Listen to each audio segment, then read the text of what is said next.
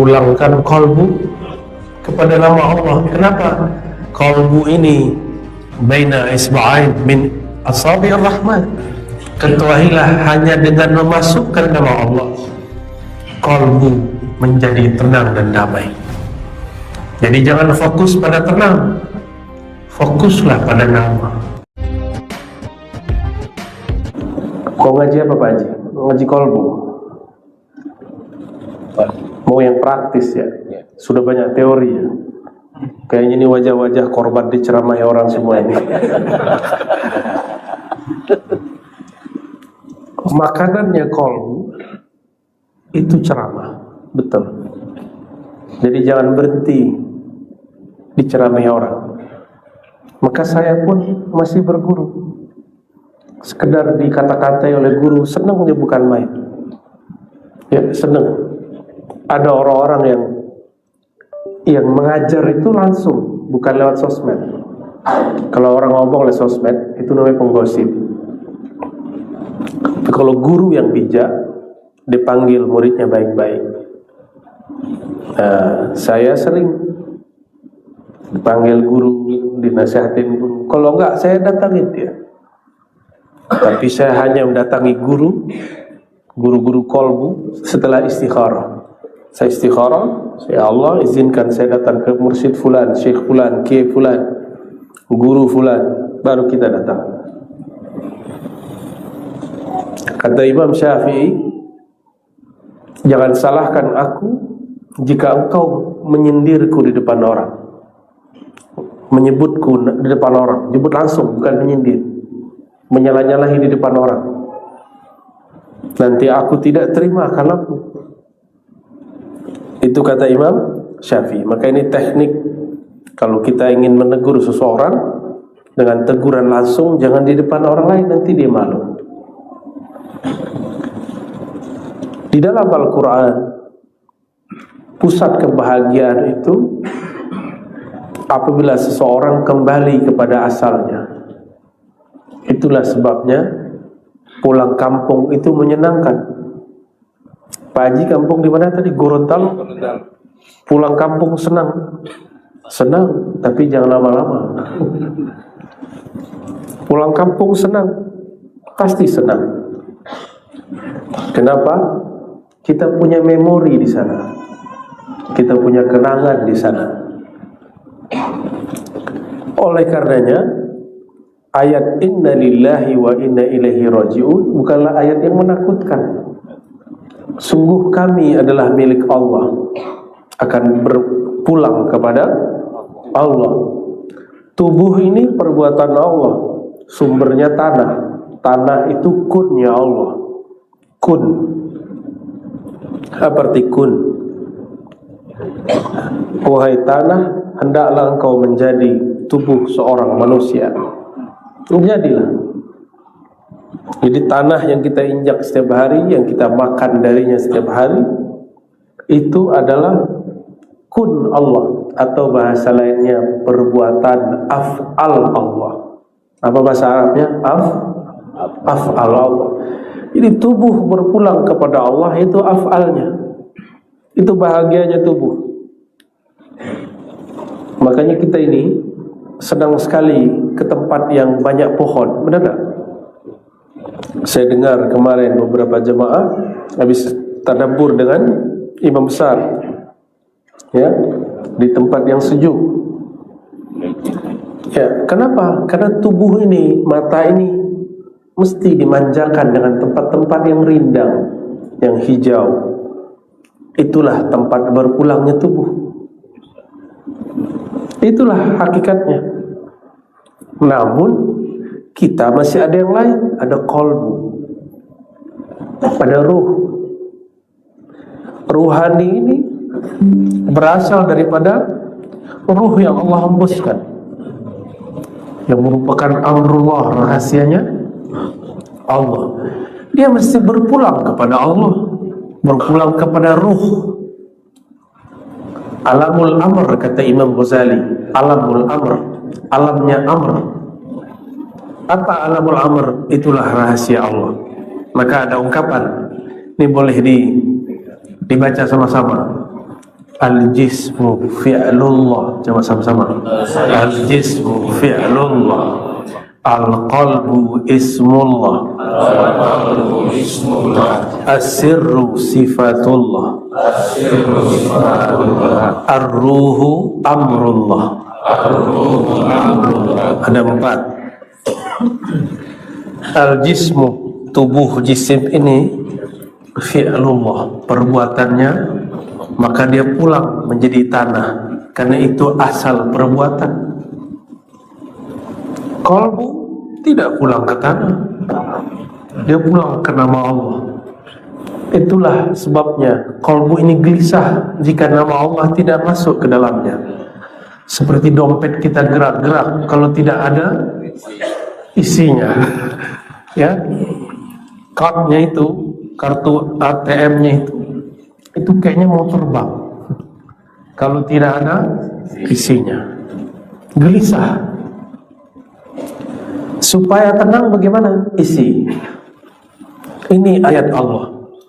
Jika urusan duniawi kita senang isi dompet, dompet digital. Sekarang dompetnya di handphone, betul? Maka isilah dompetnya qalbu. Qalbu itu mata uangnya cuma satu, nama Allah. Tapi nama Allah itu serinya banyak. Ada Allah, ada Rahman, ada Rahim, ada Kudus, ada Salam. Semua itu adalah mata uang yang menyenangkan qalbu.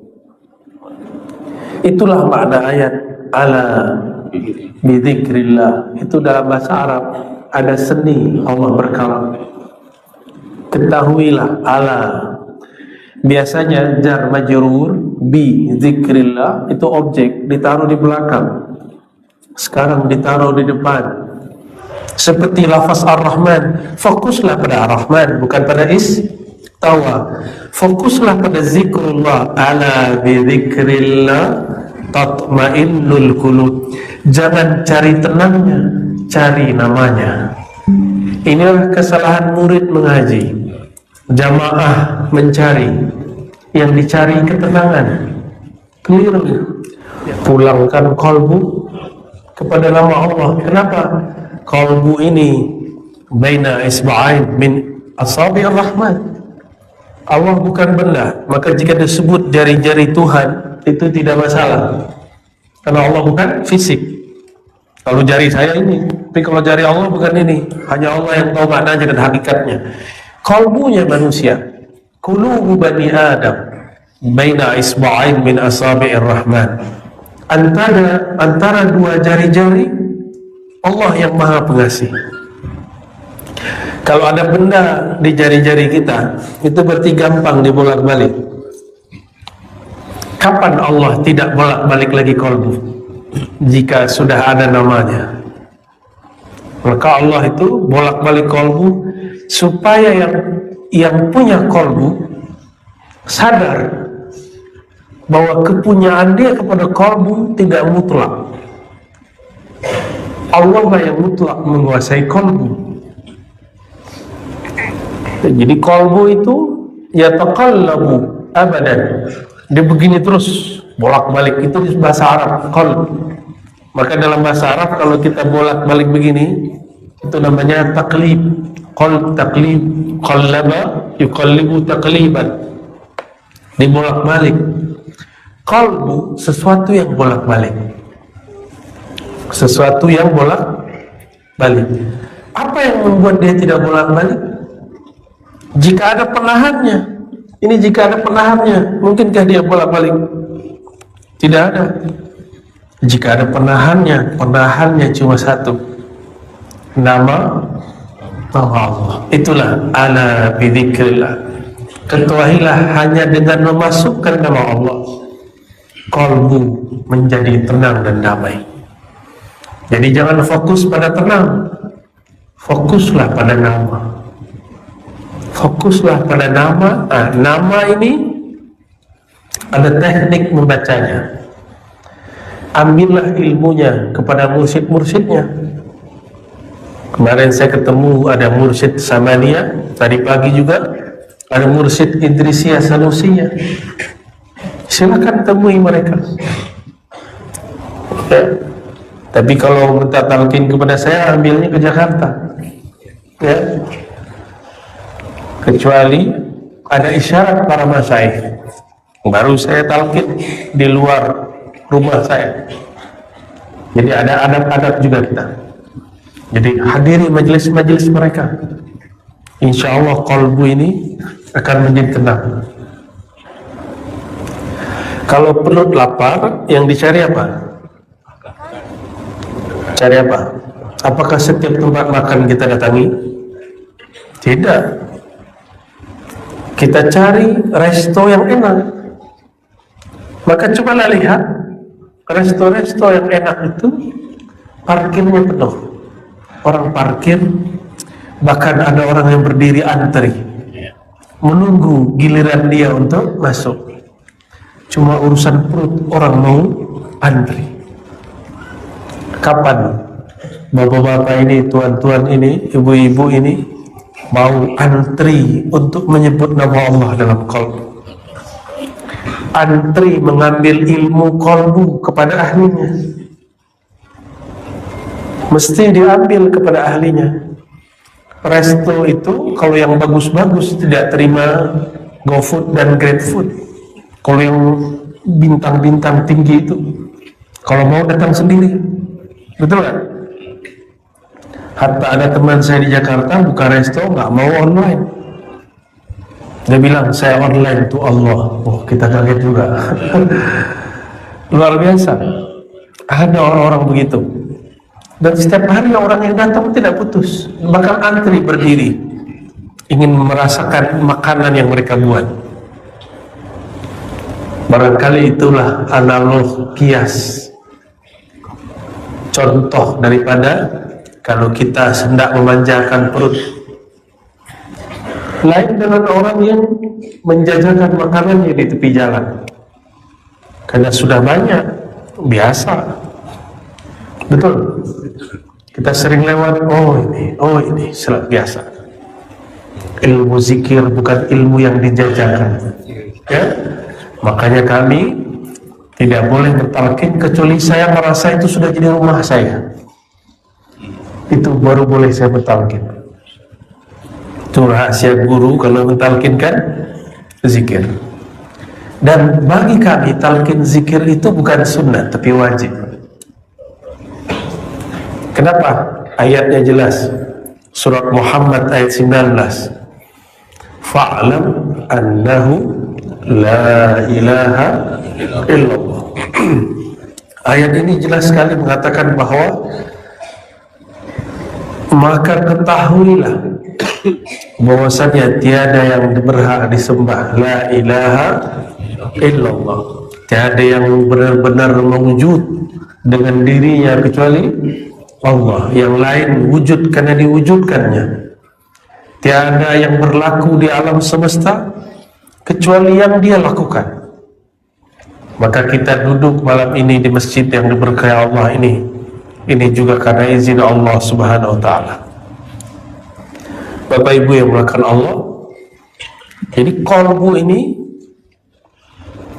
dia tidak akan bisa senang kecuali diberikan makanannya.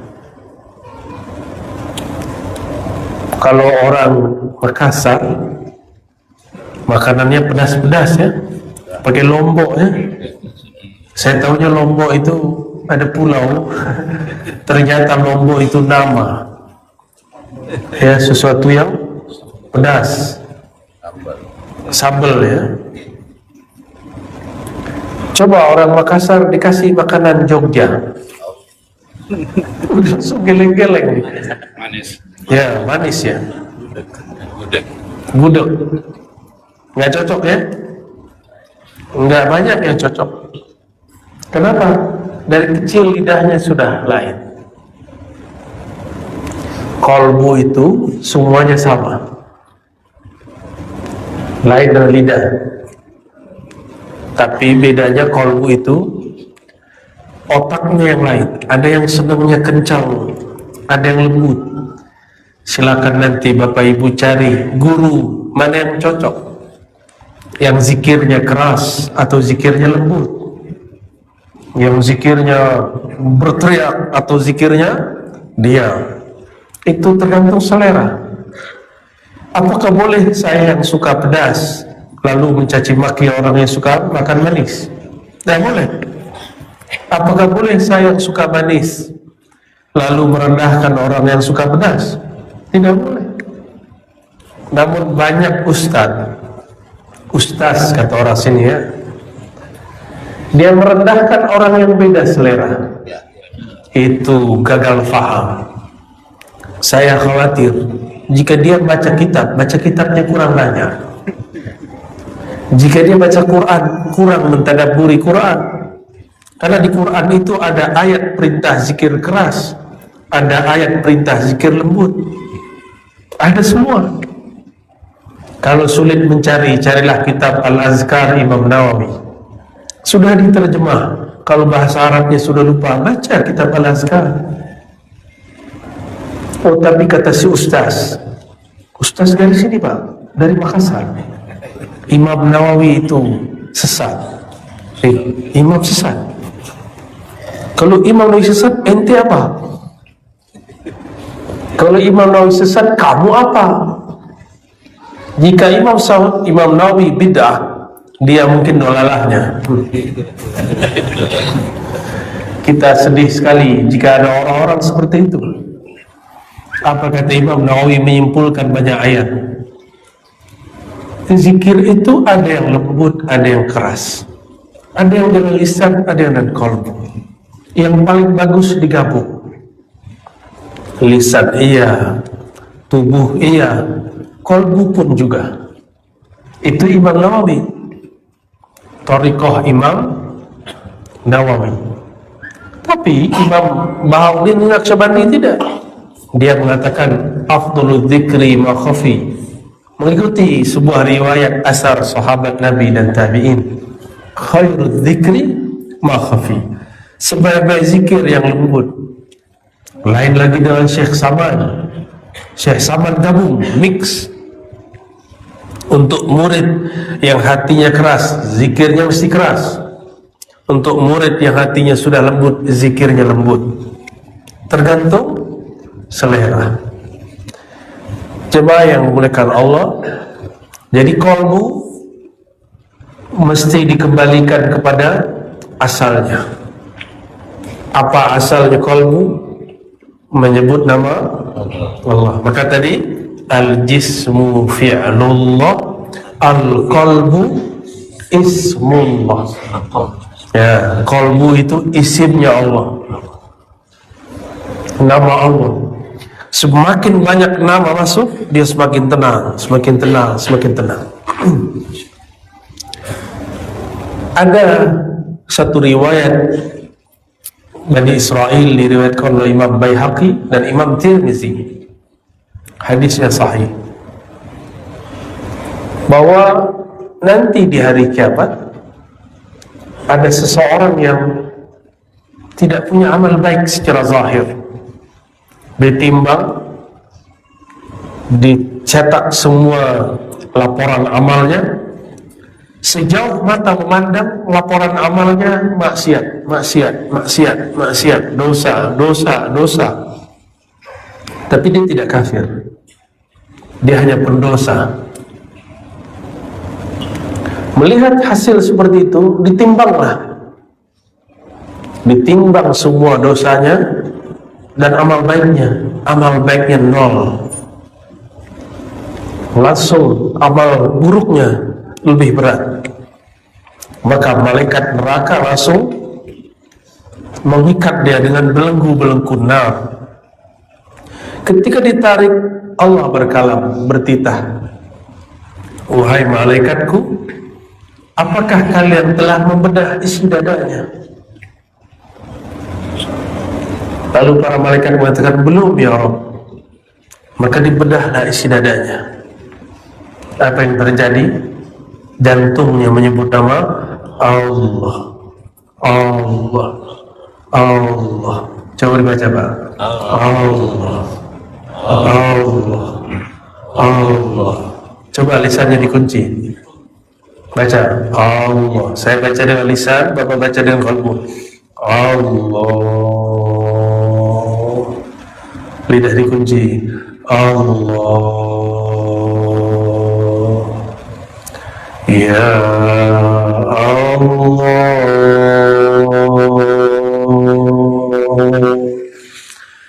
Ya Allah.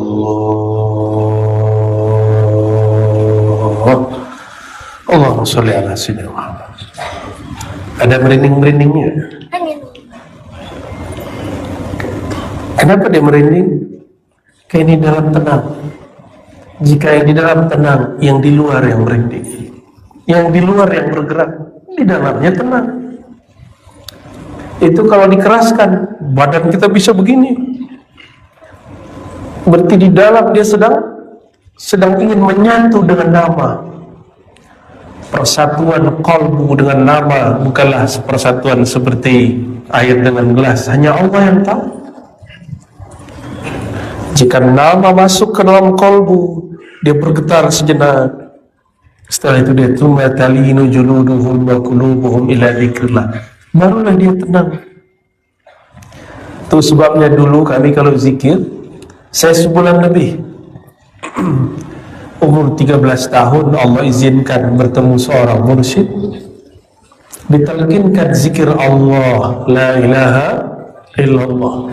Setiap kali di masjid Anda baca orang la ilaha illallah, saya langsung pingsan. Kata orang, kamu gila? Enggak. Orang pingsan kenapa disebut gila? Kamu ingat orang tua? Enggak. Kamu ingat nenekmu? Ya saya lupa nenek saya mana. Jadi pertanyaan itu banyak. Tapi saya katakan tidak. Qalbuku tidak kuat menanggung beratnya lafaz Allah. Karena masih kecil, umur 13 tahun. Alhamdulillah. Memori itu sampai hari ini tidak dapat saya lupakan. Nikmatnya bukan main. Itu lebih nikmat daripada malam pertamanya orang baru menikah. Wallahi. Ya, kalau ngikutin rasa itu saya tidak mau menikah, Pak. Kalau ngikutin rasa itu. Tapi kalau otak jalan lagi, nakal lagi dia. Tapi kalau ngikutin rasa qalbu, kita hanya ingin bersama dia. Makanya salah seorang mursyid saya yang lain berkalam dulu. Kamu masih sekolah. Ba'da subuh zikirnya jangan panjang-panjang, nanti kamu sekolah katanya. Karena asik berzikir. Anak-anak kita ini ada mainan baru apa namanya sekarang yang blok-blok? Lato-lato. Punya deh? Punya? Lato-lato. Itu lato-lato. Kalau anak-anak lagi main, dia lupa minum. Ada handphone pun tidak dilirik. Asik. Nanti ketemu temannya di luar, dia kumpul lagi, lebih asik lagi. Anak-anak jika ketemu mainannya, maka ditinggalkan mainan yang lain. Paham maksudnya? Mainan duniawi itu sampai di otak. Tapi kalau qalbu dapat mainan nama Allah, dia akan tinggalkan yang lain. Ya, itu sebabnya sahabat-sahabat Nabi 10 hari terakhir Ramadan i'tikaf. 10 hari terakhir i'tikaf. Doain saya lagi buat tempat i'tikaf di Jakarta. Insyaallah tempat khawat. Tempat zikir 10 hari bulan Rajab, 10 hari bulan Ramadan, 10 hari Zulhijjah. Insyaallah mohon doanya. Biar nanti yang sudah tidak sempat lagi menyantri pesantren rohani di sana, 10 hari cukup pulang. Biar ada amalan pulang. Tidak hanya pulang ke rumah, tapi pulang ke hadiran Allah Subhanahu wa ta'ala. Ba'da subuh, ba'da zikir, istirahat sejenak, nanti duhanya ngaji, baca kitab, kita syarah kitab, tadabbur Quran. Nanti zikir lagi, sholat duha. Ba'da zuhur, zikir lagi, lalu istirahat. Ba'da asar, zikir, lalu ngaji, baca kitab. Begitu terus. Malam-malam dikurangi tidur paling cuma sejam, 2 jam, paling lama 3 jam. Lalu berzikir di saat orang tidur, qalbu diisi. Kenapa ada orang kaya, ada orang tidak kaya? Karena orang kaya di saat dia mau tidur pun dia masih memikirkan gimana cara mau kaya. Lain dengan orang-orang yang tidak mau kaya, dia hanya mau kaya dengan angan-angannya. Lalu mengatakan seandainya. Lebih banyak mengatakan seandainya. Itu yang disebut oleh Imam Mu'tazilah. Angan-angan itu ciri-cirinya tidak ada actionnya. Tapi cita-cita pasti dimulai dengan aksi. Jadi kita mau jadi apa, aksinya apa? Semoga malam ini adalah aksi pertama untuk ingin mengenal Allah Subhanahu wa ta'ala, ya. Datangi guru-guru, masyayikh, mursyid. Walaupun kata orang dia ahli bid'ah, tak usah khawatir. Yang ngomong dia ahli bid'ah nggak punya sanad zikir. Sanad dengan mursyid punya sanad zikir kepada Rasulullah SAW. Mohon maaf, habis makan ini lidah saya agak sedikit lengket-lengket, tapi jadi bisa ngomong, alhamdulillah. Apabila qalbu sudah menemukan mainan yang sebenarnya, maka semua mainan yang di luar akan dia sulap menjadi mainan qalbu. Nonton yang menenangkan qalbu. Ceramah itu ada macam-macam jenisnya. Ada ceramah caci maki orang, suka nggak? Ada loh pengikutnya. Ada ceramah gosipin orang. Itu orang aslinya belum hijrah, cuma udah jadi ustadz. Akhirnya ceramahnya isinya membicarakan aib orang. Harusnya dia hijrah dulu qalbunya, punya mursyid dulu, supaya qalbunya yang tadinya gelap menjadi terang, baru jadi penceramah. Supaya berceramah tidak hanya pakai ini, tapi menyertakan qalbu dalam berceramah. Anak kecil walaupun akalnya belum sanggup, tapi qalbunya bisa sanggup terima. Itu dalilnya saya sendiri. Buktinya, dalil itu bisa berarti bukti. Kecil kita nggak sanggup berpikir keras seperti orang-orang tua. Tapi jika sudah berbicara ilmu qalbu, zikrullah, anak kecil sanggup mendengarnya, walaupun tidak faham secara akal, tapi secara ruh dia bisa merasakannya. Bapak Ibu yang makanan Allah, terakhir yang mau saya sampaikan, qalbu itu ada 3 jenis. Ada qalbu yang mayit, mati. Ini qalbu tidak bisa diapa-apain. Sawa'un alaihim fa'anzartahum am lam tunzirhum la yu'minun. Diajak zikir enggak bergerak, diberikan zikir tetap mati. Itu qalbu yang mati. Semoga qalbu kita tidak ada yang mati. Insyaallah hadir di sini berarti qalbunya tidak mati, ya. Dan siapa yang mau mendengar kajian ini walaupun rekamannya, insyaallah tanda qalbunya tidak mati. Karena kita sedang bahas qalbu yang hidup. Tapi mungkin qalbu yang kedua, qalbun marid, saqim, qalbu yang sakit.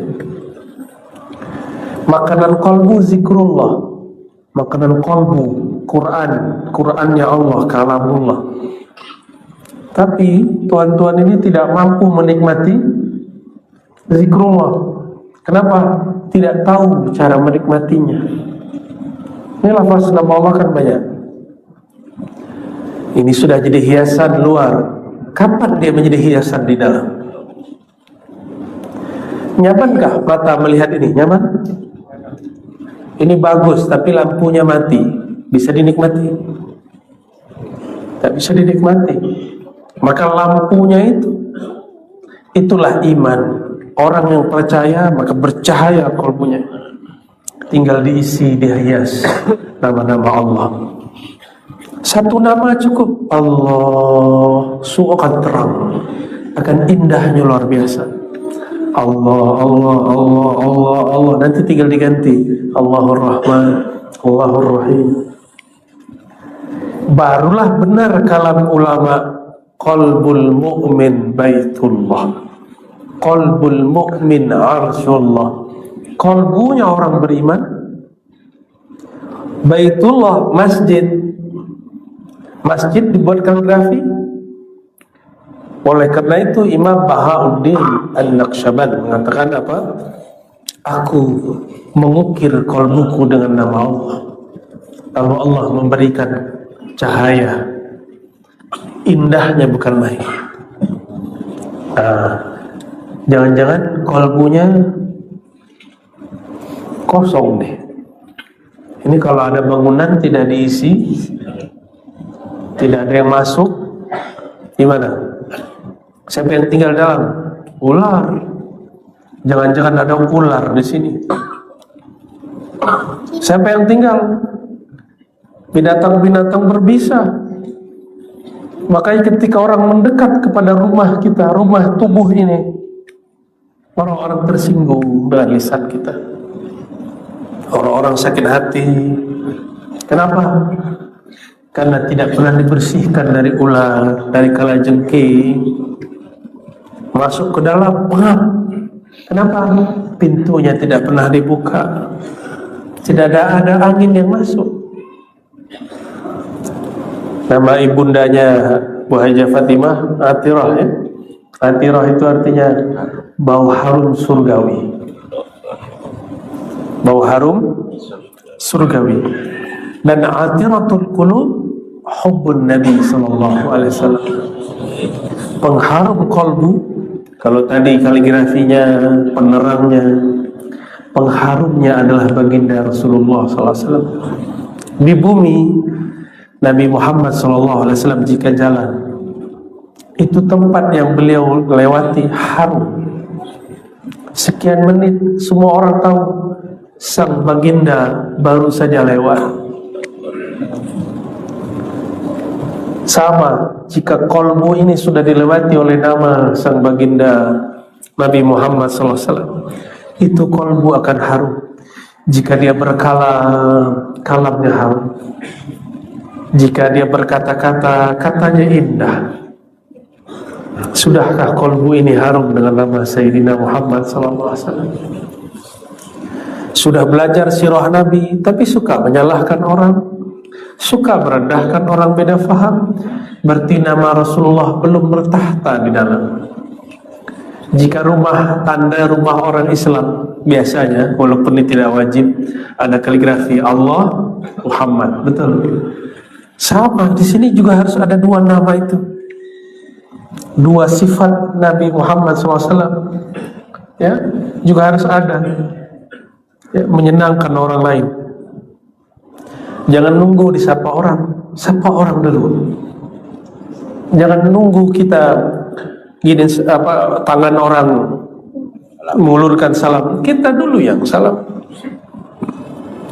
Adakah yang hadir ini lebih mulia dari Rasulullah SAW? Tidak ada. Rasulullah jika ada bertemu orang, tangannya duluan. Tapi jamaahnya gak ganas. Jamaahnya teratur. Kapan mereka baru agak berebut? Kalau sudah lepas dari tangan Nabi.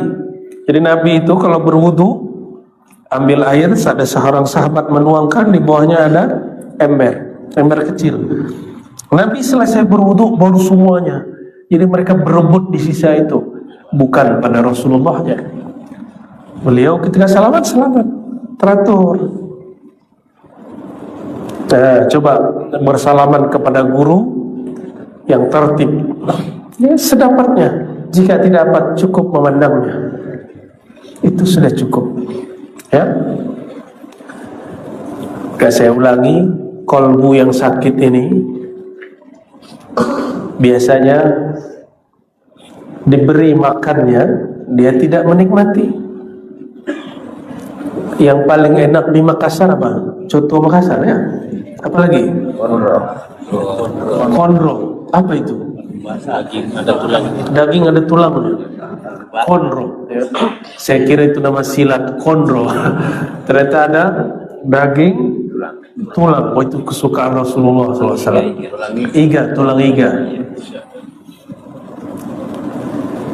Kalau bapak-bapak ini lagi sakit, makan konro, muntah enggak?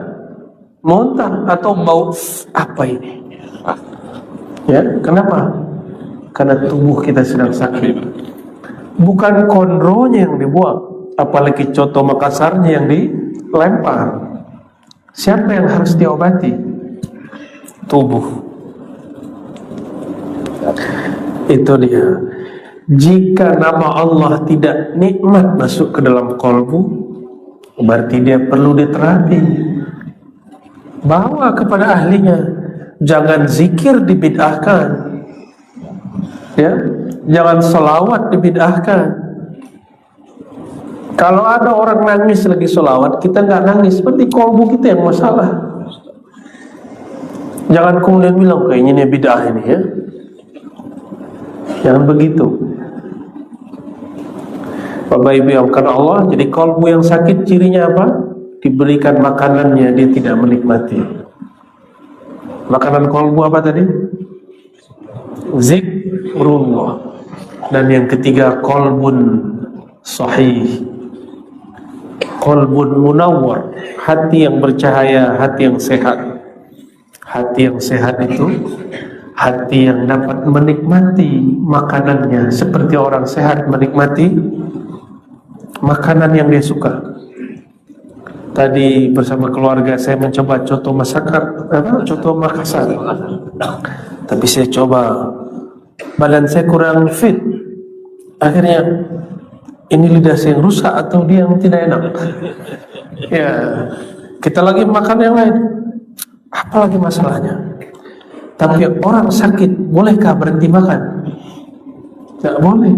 Harus terus dikasih makan secukupnya, tapi tidak boleh berlebihan. Ada resepnya, benar tidak? Sama. Zikir walaupun belum nikmat, kalau sudah ketemu mursyidnya, gurunya, amalkan saja zikirnya. Nanti lama-lama kolbunya akan sehat, hilanglah semua sakitnya. Insya Allah. Dan saya pastikan yang hadir malam ini kolbunya antara sehat dan sakit. Ada yang dekat kepada sehat, ada yang dekat kepada sakit. Tapi tidak ada yang mati, alhamdulillah. Pesan saya cuma satu, fas'alu ahla dzikri in kuntum la ta'lamun. Datangi ahli zikir, minta ilmunya kepada beliau. Hadzal ilmu sudur, falazimu ahla. Begitu kata Syekh Sulaiman Zuhdi Al-Makki. Ini ilmu dada, ilmu kolbu. Maka beradablah kepada ahlinya. Ambil ilmu dari yang punyanya. Mungkinkah ingin sate datang ke seafood? Saya nyambung. Ada dibuatkan sate tapi tidak nikmat. Datang ke ahli sate. Ingin belajar zikir, jangan bertanya kepada ahli fikih, nanti dibid'ahkan. Ya? Kecuali fikihnya dia mengerti tasawuf. Kalau tidak, semua orang salah sama dia kecuali dia. Ya? Itu sayangnya ahli fikih. Padahal fikih hakiki yang mengenal Allah Subhanahu wa ta'ala. Sudah 9:30. Jadi ada tanya jawab. Dua boleh ya, satu laki-laki, satu perempuan.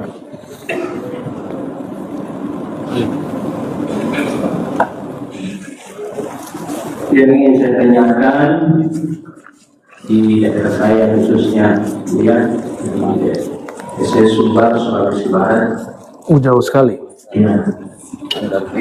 Ada beberapa di sana golongan yang katanya berzikir, namun cara berzikirnya itu kadang melepas baik, baju, doa-doa dan apa yang sebagainya, seperti itu.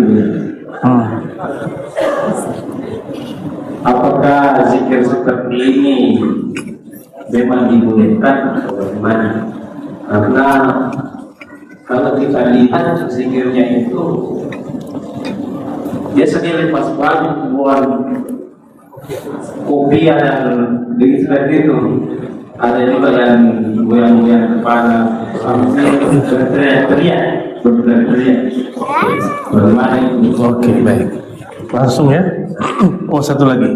Perempuan.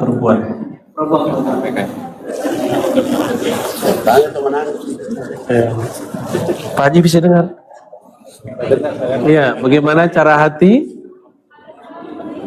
Oke, baik. Ya, oke, buat saja ya. Sama. Bismillahirrahmanirrahim.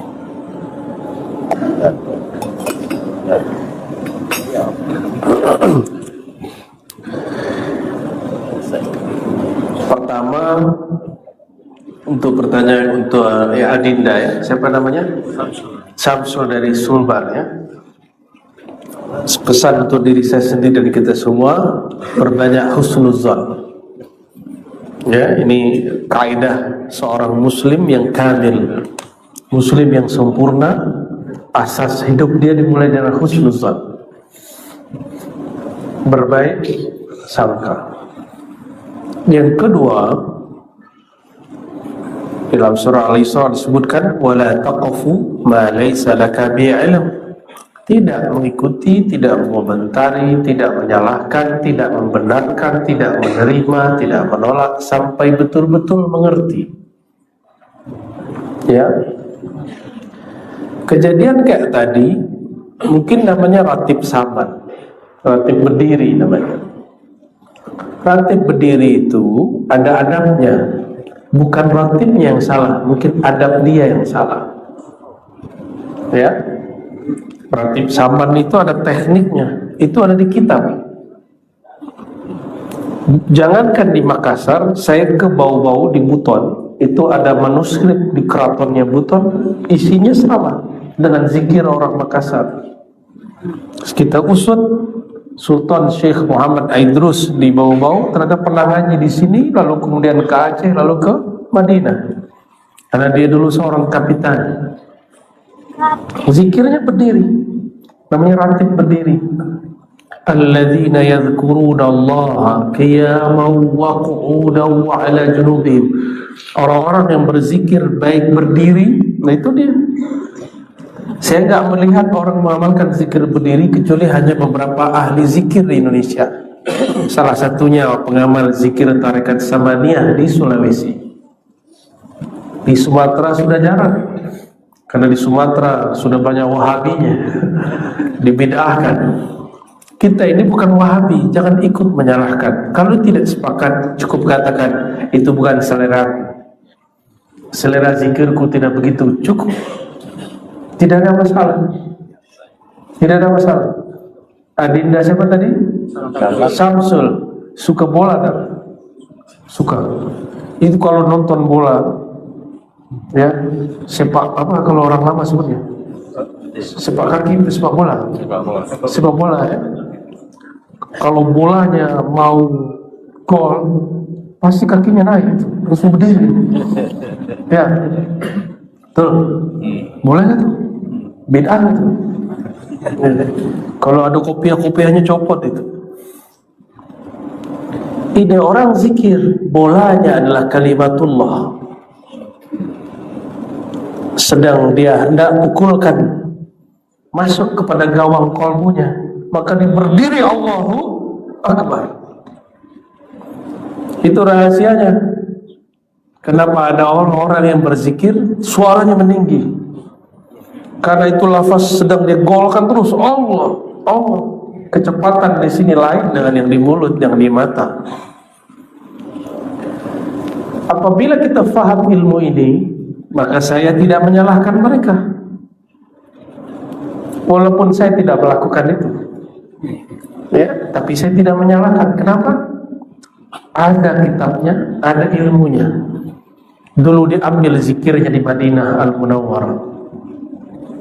Sampai hari ini, karena di Madinah zikir ini dibid'ahkan oleh ulama-ulama resmi. Nah, ini ada ulama resmi yang tidak resmi.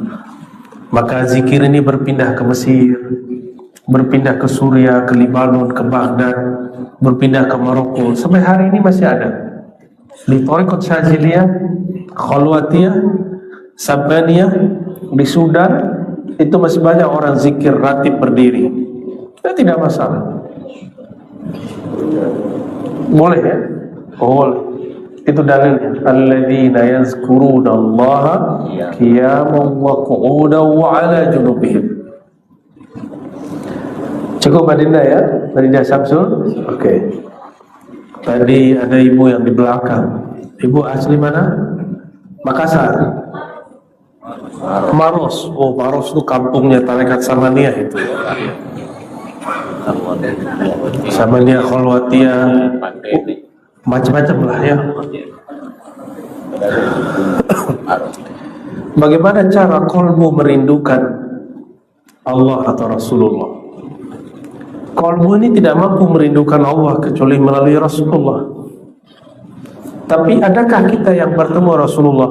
Kan belum. Maka kita mesti merindukan orang yang bertemu Rasulullah SAW, atau orang yang bertemu dengan muridnya dia, atau muridnya bersambunglah kepada mursyid. Itulah kalam Nabi, tuba liman ra'ani wa amana bi. Lalu diulang, tuba liman ra'ani wa lam yarani. Tuba terus diulang sampai 7 kali jika mau sampai sekarang. Beruntung, berjaya, berbahagia siapa saja orang yang melihatku, iman kepadaku, tidak bertemu aku, bertemu muridku, tidak bertemu muridku, ketemu murid-muridku, terus sampai hari ini.